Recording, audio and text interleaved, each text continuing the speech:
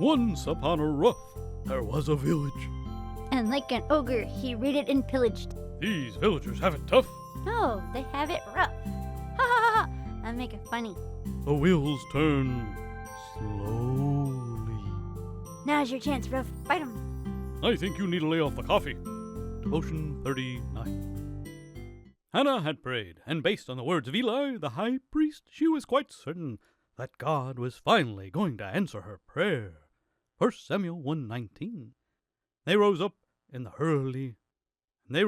morning early and worshipped before the Lord, and returned and came to their house to Ramah, and Elkanah knew Hannah his wife, and the Lord remembered her. Wherefore it came to pass, when the time was come about, after Hannah had conceived, that she bare a son, and called his name Samuel, saying, Because I have asked him of the Lord. 9 months or so pass in these 2 verses. The woman who had been childless and barren is now blessed with a baby boy. When he was born, she called his name Samuel. In her words, the reason she named him that was because she had asked him of the Lord. His name was a reminder that he was an answer to prayer. We know what this meant to Hannah, but consider what this meant to Samuel for the rest of his life. Day after day, until the day he died, his very name was a reminder to him that he owed his very existence to the God of heaven. What Hannah did was absolutely very good parenting.